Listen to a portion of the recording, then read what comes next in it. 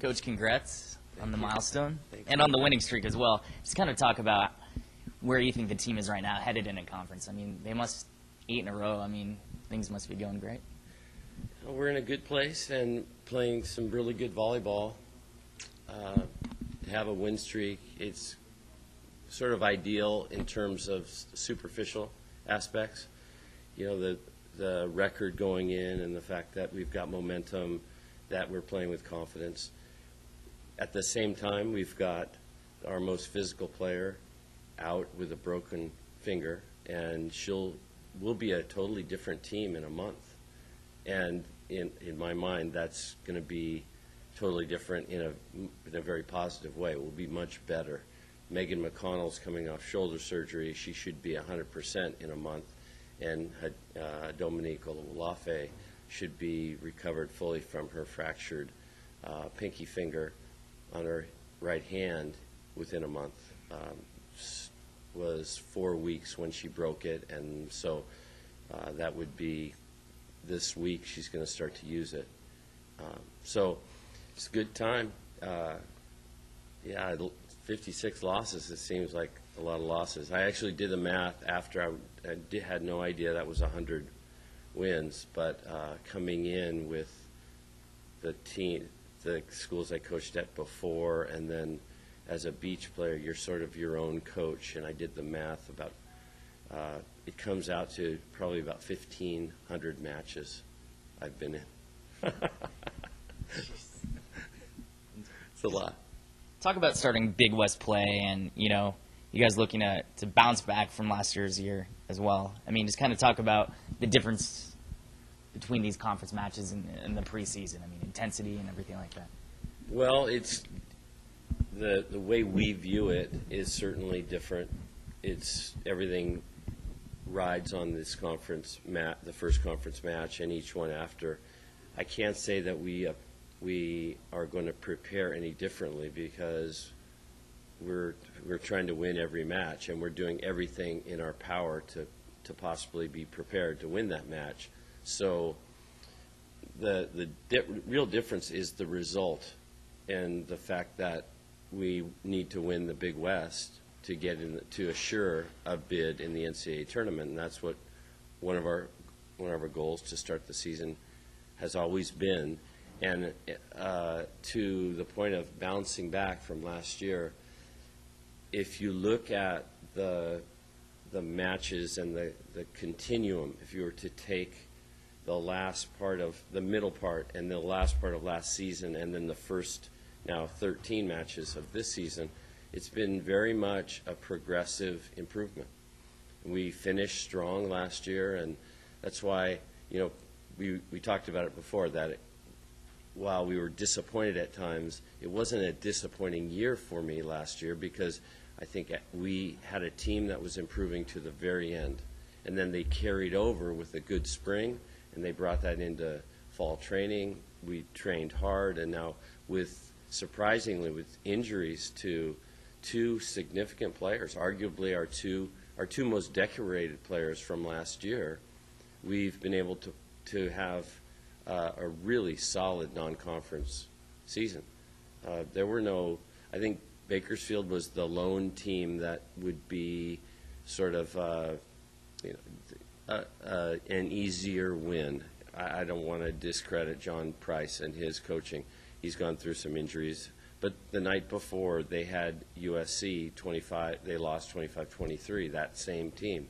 So they're not so bad. And I told our team before the match yesterday, don't for 1 second buy into the idea that we don't really need a tape to prepare for this match and go easy on us and all that BS that sometimes you hear as a player or as a coach, because with rally scoring and the way this game is played, it's with the premium on serving and passing, anything can happen anytime. Hey, Coach. When you guys were ranked, by the way, are you guys ranked yet? Do you know if you're We didn't still yet. Okay. We didn't. I think we were one of 12, according to Kathy Gregory, who's on the voting panel. She said, I voted for you, and we're 12 teams received one vote, so they didn't mention those teams. Okay. And that was disappointing to me. I really think that we should have at least received votes. A couple of years ago, when you guys were ranked, for that 2-3 year run, you had that feel where you probably expected to win every match that you were going into, except for maybe the Nebraskas and Stanfords. But does the team have that feel now, where you feel like you're the superior opponent on the floor and you should walk away with a win? It's not the same. I saw Jacqueline Houston over the weekend up in Davis, and we sort of fondly reminisced at how easy it seemed to walk out on the court and just shellac people in three and walk out. And this is a different team. We're playing with a walk-on freshman middle who I didn't even know about at this time last year. I mean, for one, her first match was go play against Nebraska, and that's Marianne Guerra, and she's now been part of this winning streak. So she's been fantastic. To play without Dominique in her last year is something I would have never expected. So because of that, because of those circumstances, and Megan McConnell out with the shoulder injury that she sustained, it's a different mentality that we have. We're not as diverse right now. At the end of the season, we hope to be even better, a better team than we were in 2007. I think we can be a better team. I truly do. We have more depth when Megan is healthy. Given what Christina Graven has been able to do, she's been everything and more. And she's one of the best kids I've ever coached. She's so humble, and she's just fantastic. Katie Smith has gotten better.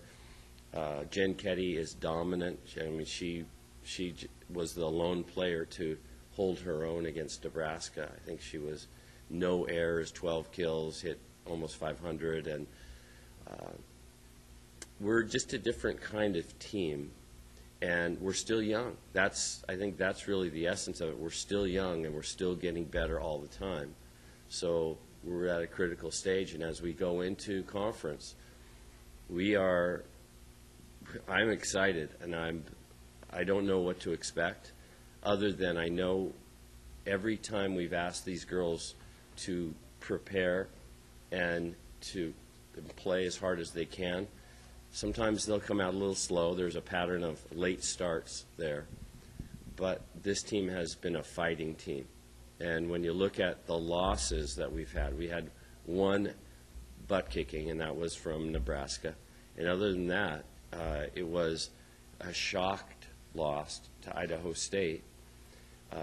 And then the other one was against Notre Dame in 5, when we arguably won the match at least once with a disputed call, and that was after playing 2 hours and 10 minutes against Marshall just a bit before, so we were a little fatigued. But all in all, it's a very different kind of team. It's a different feel.